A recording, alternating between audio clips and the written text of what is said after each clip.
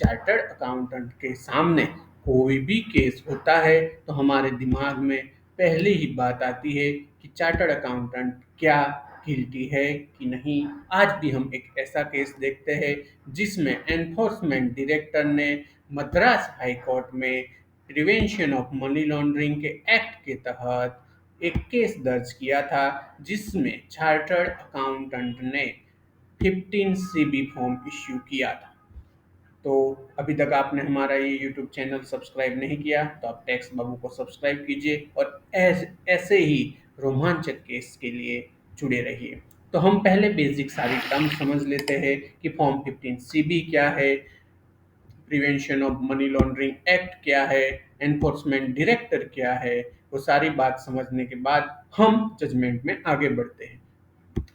Form 15 CB ज़्यादातर import के लिए यूज़ होता है। जब आप एक बिजनेस कर रहे हो और आप कोई भी चीज़ का इंपोर्ट करना चाह रहे हो और वो जो कंपनी है या वो जो नॉन रेसिडेंट्स है उससे आपको पेमेंट करना है और वो पेमेंट अगर 5 लाख से ज़्यादा की अमाउंट का होगा तो आपको CA certified form 15 CB issue करना रहेगा। तो एक बार क्लियर हो गई, आप एज अ बिजनेस पर्सन कोई फॉरेन सप्लायर को 5 लाख से ज़्यादा एक फाइनेंशियल ईयर में पेमेंट करना चाहते हो तो आपको फॉर्म 15 सीबी इश्यू करना पड़ता है।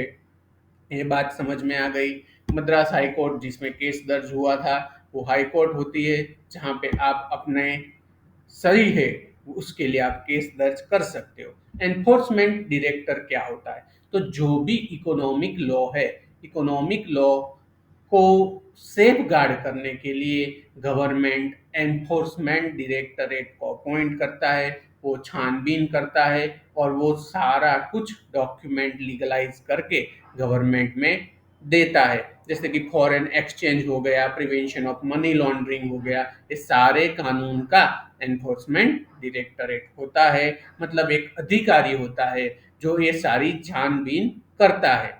और प्रिवेंशन ऑफ मनी लॉन्ड्रिंग क्या हो गया कि जो काला धन है उसे वाइट मनी, ब्लैक मनी को वाइट मनी दिखा के बिजनेस चलाने वालों को यहाँ पे सरकार गिरफ्तार कर सकती है। उसे आप सिंपल भाषा में प्रिवेंशन ऑफ मनी लॉन्ड्रिंग कहते हैं। ये कानून 2002 में बना था जिसके तहत उसको मनी लॉन्ड्रिंग को कंट्रोल और प्रिवेंट करना है, कोई इलीगल प्रॉपर्टी को सीज करना है। इस सारी मैटर को गवर्नमेंट इस कानून के तहत सुलझाती है।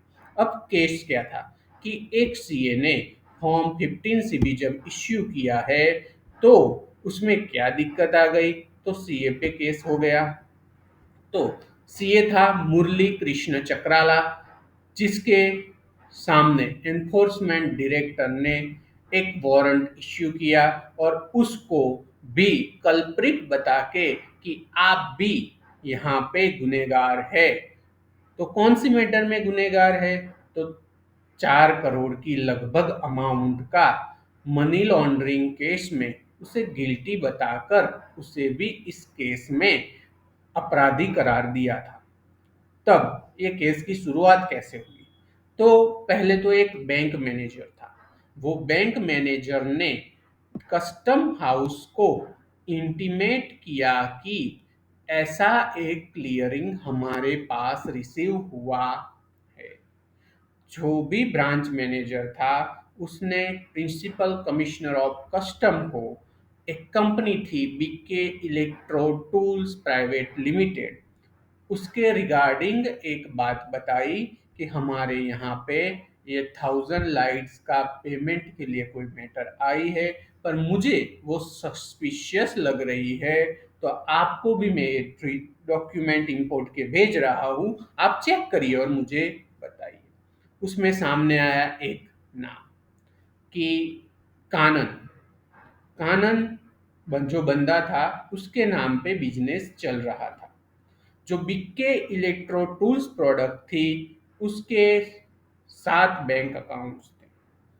उसमें जब तहकीकात की गई तो उसमें मालूम चला कि जो कानन था उसका तो सिर्फ पैन नंबर ही यूज हुआ था।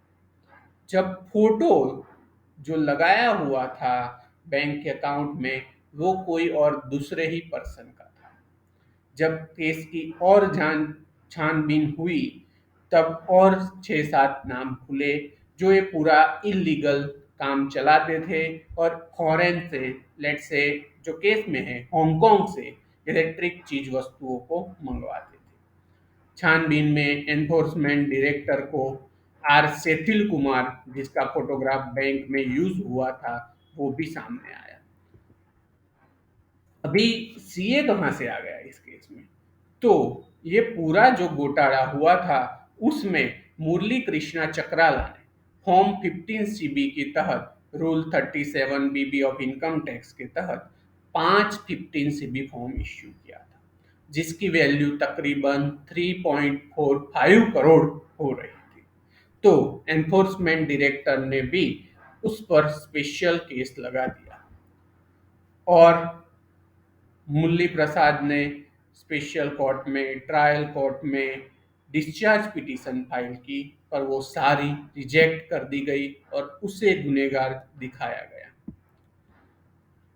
यहाँ पे मैटर तकरीबन जब छानबीन हुई तो बीके इलेक्ट्रो टूल प्रोडक्ट्स ने फॉरेन एक्सचेंज के तहत 8 million dollar, US dollar, 8 million US dollar मतलब लगभग 8 करोड़ रुपए से भी ज्यादा की अमाउंट का घोटाला किया था।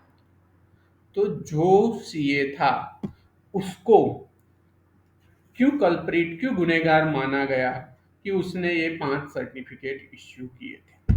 अभी मद्रास हाई कोर्ट ने एनफोर्समेंट डायरेक्टर का ये क्लेम खारिज करते हुए सीए की डिटेल्स और सवाल जवाब जाने। क्यों? सीए के कारण ही इस केस में और 2 3 4 नाम खुले। मुख्य सूत्रधार जो था उसका भी नाम खुला। सीए के पूछने पर सीए ने बताया, मैंने हर सर्टिफिकेट पे 800 से 1000 रुपये कैश में फी चार्ज किया है, जो भी एक नॉमिनल जनरल अमाउंट थी। सीए ने सिर्फ डॉक्यूमेंट इश्यू किया था जो इनकम टैक्स रूल्स को कंप्लाई करने के लिए जरूरी था। मद्रास हाई कोर्ट ने सीए की बात सुनी। उन्होंने एनफोर्समेंट डायरेक्टर को बताया इस केस में सीए के पास कोई मोटिव ही नहीं है कि वो फ्रॉड में इन्वॉल्व हो। मैटर दरअसल क्या हुई थी, सीए के पास एक क्लाइंट था जो उसके पास वेट का हैंडलिंग 2013 में करवाता था। वो चेन्नई बेस्ड था। उसने सीए को 5-6 ऐसे 15 सीबी सर्टिफिकेट बनाने के लिए बोला। अभी सीए ने, पुराना क्लाइंट था, क्या एक्चुअल दूसरा बिजनेस है क्या है वो चेक किए बिना डॉक्यूमेंट लिए सर्टिफिकेट बनाया और इनकम टैक्स की साइट पर अपलोड कर दिया। अभी एनफोर्समेंट डायरेक्टर इसे एज अ सस्पेक्टेड इवेंट मान रहा था, बट हाई कोर्ट ने सीए के फेवर में डिसीजन देते हुए ये बताया कि यहाँ पर सीए इन्वॉल्व नहीं है। क्योंकि अगर सीए इन्वॉल्व होता, अगर सीए इन्वॉल्व होता तो वो कभी भी इतनी आसानी से दूसरे गुनहगारों का नाम नहीं बताता और हो सकता है कि इतनी जल्दी हम केस में सरलता से आगे नहीं बढ़ पाते। मद्रास हाई कोर्ट ने बताया कि जो चार्टर्ड अकाउंटेंट है उसकी प्रोफेशनल ड्यूटीज क्या होती है। जब कभी भी वो 15 सीबी इश्यू करता है तो उसे सब डॉक्यूमेंट स्क्रूटिनाइज करने होते हैं।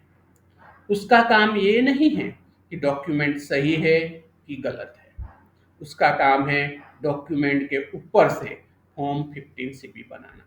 जैसे कि सेम एग्जांपल हाई कोर्ट ने दिया, अगर बैंक की कोई पैनल है, होम लोन का कोई असाइनमेंट आता है और टाइटल डीड क्लियर करने की बात आती है, तो जो एडवोकेट होता है वो टाइटल डीड पढ़ता है, वो टाइटल डीड सही है कि नहीं उसकी रिस्पॉन्सिबिलिटी बैंक की ही रहती है, पैनल की रिस्पॉन्सिबिलिटी रहती नहीं है।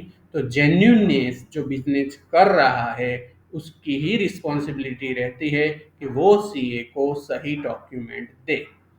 और सीए ने रेगुलर रेम्यूनरेशन लेके ही ये 15 CB सर्टिफिकेट इश्यू किया है। तो ये चार्टर्ड अकाउंटेंट है, उसने नेचर ऑफ रेमिटेंस एग्जामिन किया है, फिर उसके ज़्यादा अंदर जाके उसे उसमें कोई एनालिसिस करने की ज़रूरत नहीं होती। और इसी कारण सीए को गिल्टी नहीं मान सकते और मद्रास हाई कोर्ट ने चार्टर्ड अकाउंटेंट को इस केस से बरी किया। साथ में मद्रास हाई कोर्ट ने एनफोर्समेंट डायरेक्टर को बोला कि अगर वो एग्री हो तो आप सीए को एज अ विटनेस रजिस्टर कर सकते हो। और चार्टर्ड अकाउंटेंट ने रजिस्टर्ड विटनेस होके काफ़ी सारे एफिडेविट दिए और ये पूरा मामला जो था, जो 4 करोड़ का था, उसमें गवर्नमेंट की मदद की। तो आप कभी भी ये सुने कि सीए गलत है और केस में उसका नाम आया है, मतलब सीए ने फ्रॉड किया है, ये बात सही नहीं है। ये यहाँ पे मद्रास हाई कोर्ट ने भी उसे सहमति दी है। Thank you for watching tax Babu YouTube channel. ऐसे ही इम्पोर्टेंट इंफॉर्मेशन को जानने के लिए और ऐसे रसप्रद केसों को सुनने के लिए आप हमारे साथ जुड़े रहिए। हमारी @टैक्स बाबू यूट्यूब चैनल को फॉलो कीजिए। ये डिटेल्स अपने फ्रेंड्स और कलीग में भेजिए। अगर आप एक चार्टर्ड अकाउंटेंट है, सीए स्टूडेंट है, तो हमारी चैनल को जरूर सब्सक्राइब कीजिए। हम ऐसे ही केस आपके साथ शेयर करते रहेंगे। Thank you for watching.